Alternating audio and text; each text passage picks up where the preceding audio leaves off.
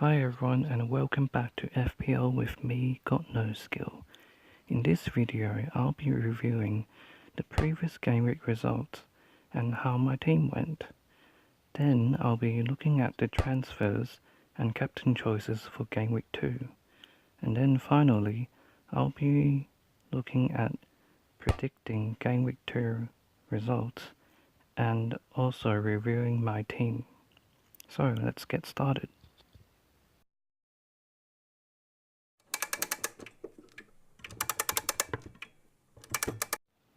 So if you compare my predictions with the real results, it will show that I only got 2 wrong, which was pretty accurate, even if I say so myself.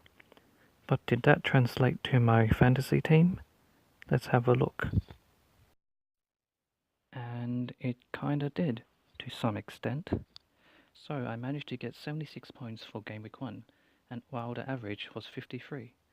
So that was a decent score, but it could have been more. The biggest mistake I made was benching Wan-Bissaka.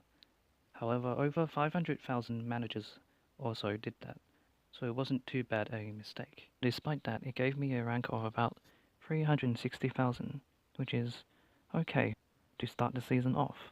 Were you guys happy with your team? Let me know in the comments below. And now we'll move on to the transfers and captains.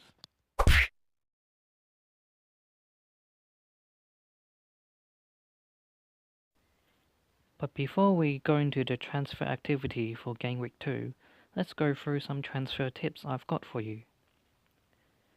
Firstly, you should make your transfers as soon as possible. This is to catch the price rises. So therefore, if you haven't made a transfer already, you should save it. That's because 2 to 3 transfers are more useful than just one. With just one, you can only downgrade a player, unless you have money in the bank.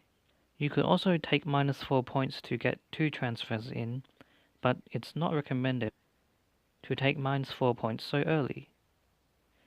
That's because you should show some belief in your initial team, and one game week isn't conclusive.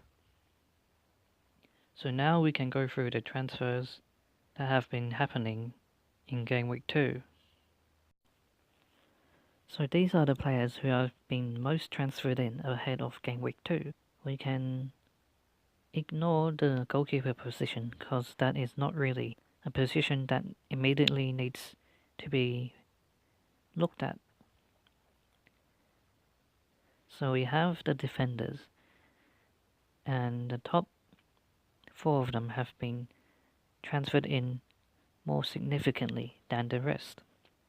And that's Mendy, Wan-Bissaka, Shaw and Holebas. Mendy and Wan-Bissaka, I think, are good transfers in, as Mendy has a good run of fixtures to come and has been attacking a lot and playing forward like a midfielder. Wan-Bissaka is a really good budget choice. At just 4.1, he seems to be a starting player and got an assist and clean sheet as well. So he looks to be really good value. Shaw could be a really good option in the United defense at just 5.1. If he manages to secure the left back position, he could be essential, as he is a really cheap option into the best defense in the league. Holebas is an interesting transfer in, as Watford aren't that great defensively, and he could lose his spot soon at some point to Messina, the new left back they got in. As of now, there have been 7 midfielders who have had their price risen by 0.1. Mane is currently the most transferred player as well, and rightfully so, as Liverpool's attack is so deadly that you can afford to double up on their attackers even if you have Salah. And Mane is also more likely to get bonus points than Salah. Neves is an interesting one to transfer in, as he is more of a deep-lying midfielder. But at 5.1, he is a certain starter and can score free kicks as well. So he is more of a budget option to leave on the bench occasionally. Popper is one of the cheaper and safer routes into the United attack, and at 8.1 is a fair price. Richarlison is one of the more attacking threats at Everton, so he has been transferred in a lot as well. And at just 6.6, he's probably the best mid-price midfielder in the game. Pereira has taken the role of Richarlison at Watford after Richarlison left, so he is impressing at the moment. Another price riser is Bernardo Silva, and with Kevin De Bruyne's injury, he could be one of the cheaper midfield options to cover at City. Then we have Jorginho, who is the defensive midfielder for Chelsea, and he would probably be a bench option, as he isn't really expected to take penalties, especially if Hazard comes back and is playing on the pitch. The forwards were underwhelming last game week, so it might be better off to wait and let them settle down first before transferring.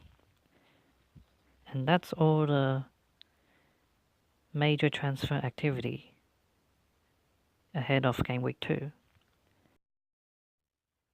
Now let's take a look at the captain choices for game week 2, and here they are.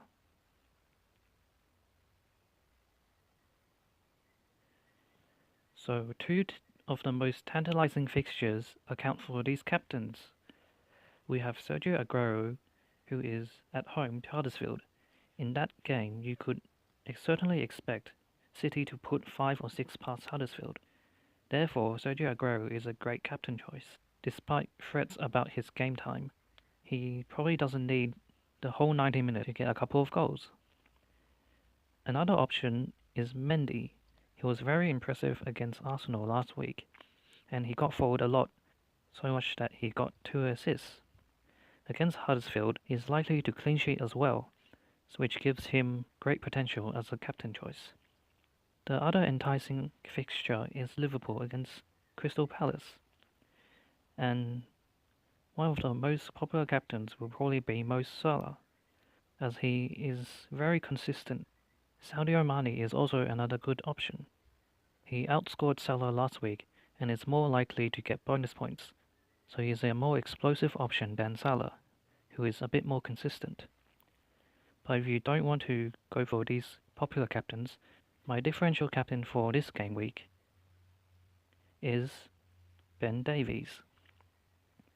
He got forward a lot in game week 1, and he has a good fixture at home against Fulham. They could certainly clean sheet, and he also has some potential going forward. Therefore, he would be my differential captain of the game week. And now let's go to my predictions for game week 2.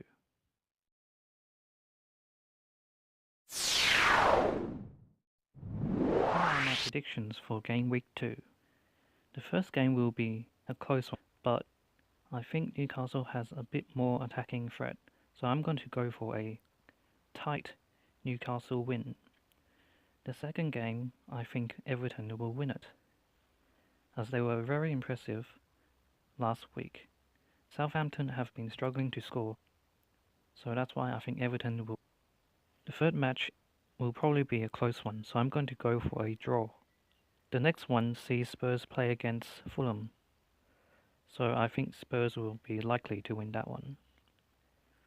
I'm also going to go for West Ham against Bournemouth. West Ham were beaten heavily, but I think they will bounce back at home. The next one is the London Derby, and it's going to be a close one, but I think Chelsea will win it. Just as Arsenal were struggling, and away at Chelsea, they have a bad record there. The next one is Burnley against Watford. I think this one will probably be a draw. Burnley have struggled to score, but they are very solid defensively, so I think they can hold off the Watford attack. I think everyone will pick Man City for the next one. It would be a miracle if Huddersfield can get anything out of that game. The next one, I think United will win it. Lukaku looks to be back, and Brighton are struggling to score. The last match, I think Liverpool will win it. They have had a few slip-ups against Crystal Palace in the past, but I think this time there shouldn't be any problems. So with that in mind, let's see my Game Week 2 lineup. Because the strikers were underwhelming last week, I've only gone for one this week, but it's the captain, Sergio Aguero. Home against Huddersfield is just such a tantalizing fixture that I think you can risk putting the captain armband onto him. I've gone to bench Wan-Bissaka again, and hopefully he doesn't punish me again. That's because I've got Salah, so I don't want Bissaka to get counted by his goals. So that's my team for Game Week 2. Good luck, and please consider subscribing.